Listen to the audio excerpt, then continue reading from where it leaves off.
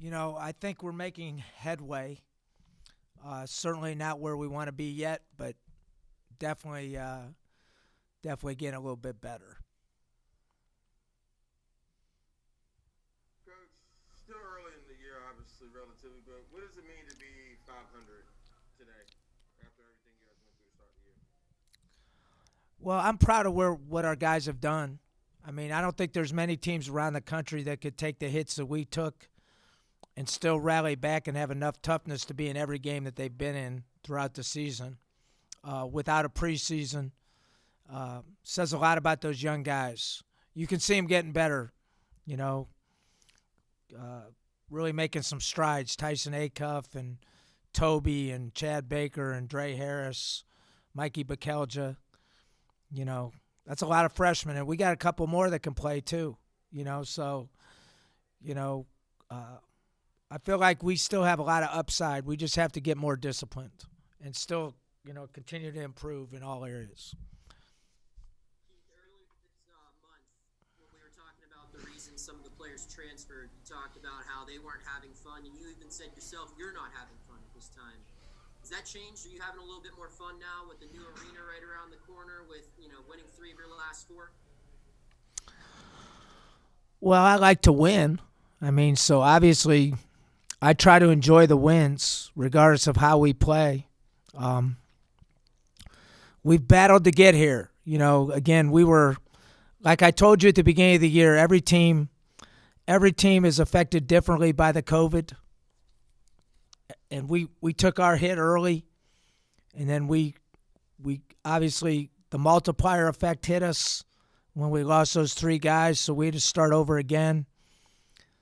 But you can see Mike Hughes and Marcus playing themselves into better condition, and that's the one thing that we have that most people in this league don't have is we have two low block guys that are hard to handle.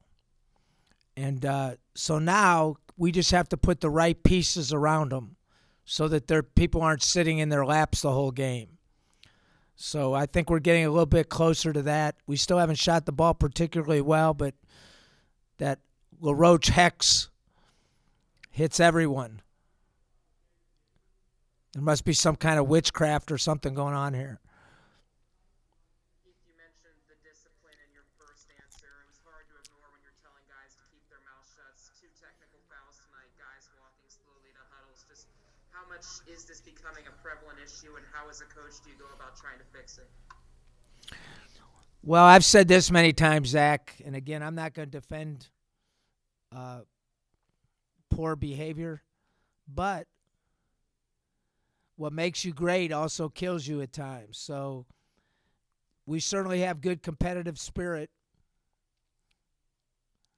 and maybe too much. We have to mature.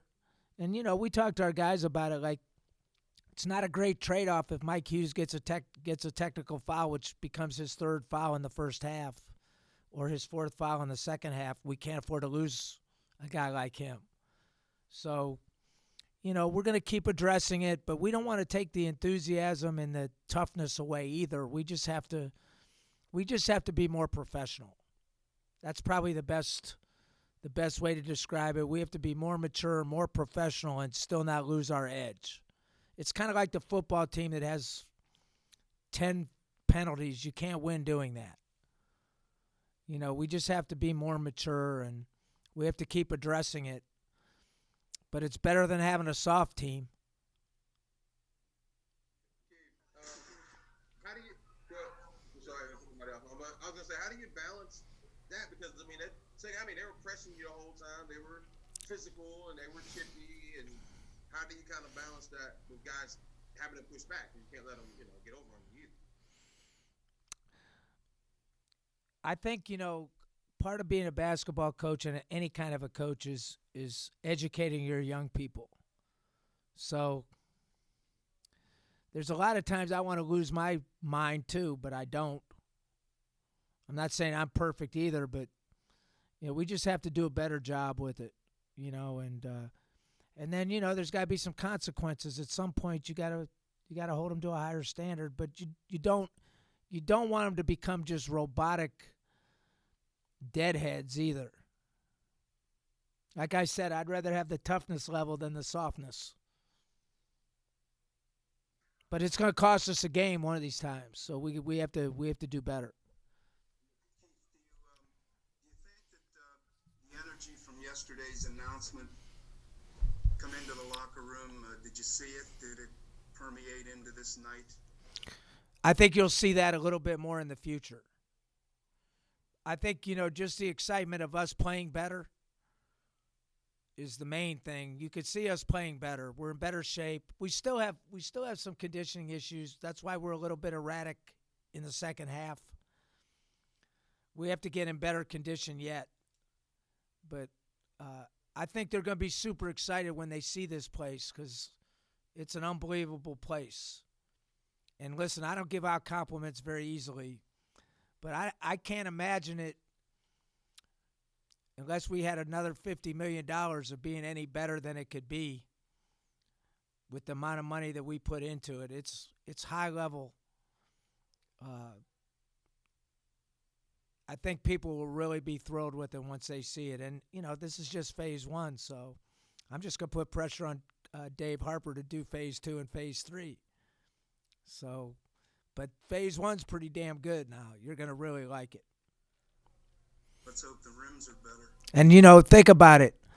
Think about, like, the job he did to get that up so quickly. He damn near killed me in the process, keeping me out of the gym for 2 years and made me camp. He'll be all right. I didn't have a bald spot when I came. I didn't have any gray hair, right? My wife used to talk to me. Now that's a joke. She still does. But it's been a hard deal, but it's going to be really worth it. So, and I think Duquesne basketball will be in firm footing for a long time because of it. We got off with you yesterday and before the news of Coach Chaney passing away. Do you got any good Chaney stories? So here's a really good story. It's not a good story, but it's the irony of John Chaney, right? So we played Coach Chaney in the NIT, and I forget what year it was. And he actually didn't coach the game. It was at Temple because his wife was sick. And it ended up being his last game as a coach. And Akron won the game. We won the game, which, when you think about it, that's a thrilling win for us to go to Temple to play against a John Chaney coach team. And the other part about it is, so when I was a kid, Akron was Division II. So I used to see Chaney State, where he used to coach, come in and play at Akron because these are two of the best teams in the country back in the day. And I even saw Earl the Pearl come into Akron with Winston-Salem. So I saw some of the best Division II basketball, small college basketball that ever. And that's why I have so much respect for Coach, because he didn't do it like the way they do it now. The way they do it now is they're high major assistants, and then they become Division I head coaches. Coach took a Division II team, built his resume, was there for years, and then took Temple. And you look at what he did at Temple, ooh. So a lot of respect for him. And I think I just love how competitive he was. He didn't take crap from anybody. And then the other part of it is what he did in the city. He used to, hang out with all the normal people. He never forgot who he was or where he came from. So lots of respect for him, John Thompson. They're really the trailblazers of, college basketball. And Chuck Cooper, right? Can't ever forget about him.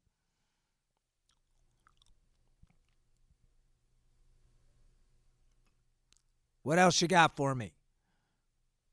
How happy are you that you're probably never going to have to play in this building again? I don't mind it. Hell, nobody else could shoot it in here either.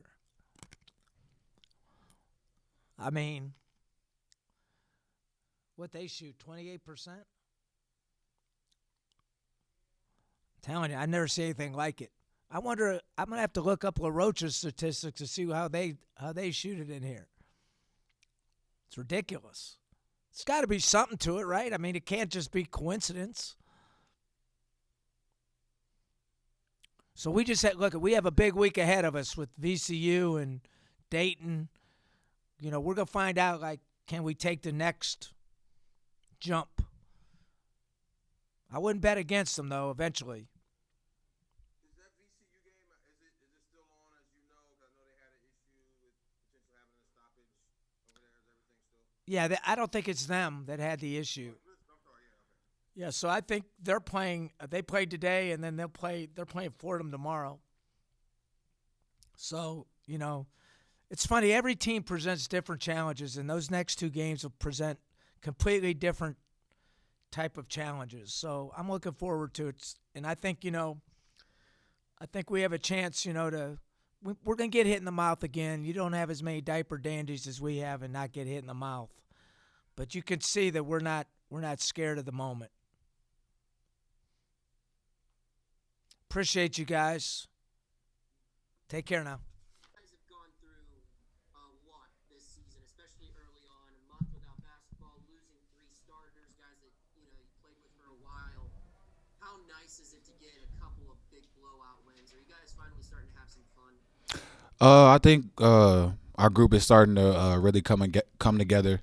I think our continuity is starting to get a lot better, and we're starting to really figure out each other's game. So, these 2 wins, they're really good for our team morale and our team confidence. So we're super happy to get both of them. Marcus, speaking to it from the aspect of the blowouts, these are games normally against teams that are maybe a little bit less skill-wise than you guys. Maybe you do let other teams hang around in the past. What does it say about the culture of this team that those wins have been fairly secure and confident the whole way through? I think we're just finding our identity. Defensively is the biggest thing we're keying in on. Just being one of the top defensive teams in this league, and just being gritty, rebounding as well. So I think defensively we're starting to find our identity.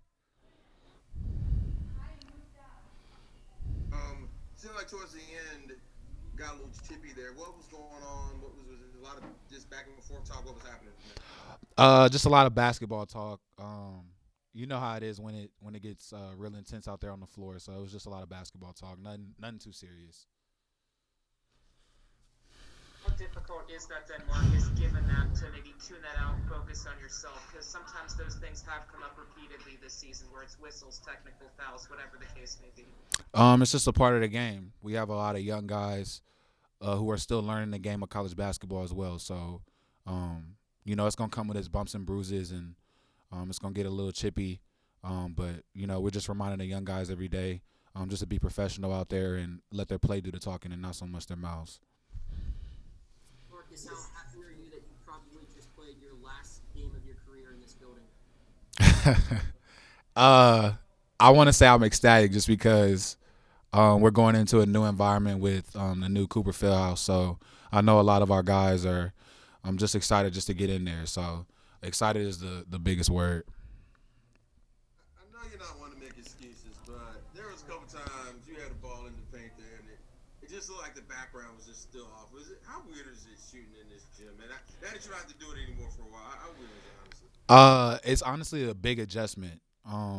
Just because both of the rims are just kind of different. They're not really the same. So we've had a couple practices where we've gotten in here and gotten used to the rims. So just for it to be the last game, it's kind of a relief just to get into a new place where we have consistent rims and not so much worrying about traveling so far just to play a game. Marcus, they were obviously down a lot there at halftime. They came out pressing in the second half. Is that something you guys prepared for at halftime, kind of knowing that they were going to come out looking to close the gap, or did that kind of catch you guys a little off guard? We prepared for everything prior to the game. We came in pretty prepared for the press that they were going to run, and we did a pretty good job of breaking the press and getting into our sets. So we were very prepared for that. Given this venue, I know you said it's not a home field advantage, but is it in a sense, given that other teams have the struggles, they might not know where the outlines are, they might not be able to make baskets because of the struggles you guys had that they had too. In that sense, did it provide a unique home court advantage, at least in that aspect? Oh, for sure. When both teams are out there on the floor, it's kind of like who's going to figure it out first, who's going to figure out how to consistently score on those baskets first. So definitely a big home advantage for that, for sure. I can agree with that. You feel like you guys are where you need to be as far as your physicality, conditioning? I know Coach had been saying that there had been an issue with the stoppage. You feel like you guys are kind of in your bag now? For sure. We're definitely starting to get in our bag. We're definitely starting to build a lot of confidence coming off of so many games. We've had a lot of ups and downs this year, but all of them are just learning experiences. So a lot of our young guys are really starting to round out and really starting to come together for our team.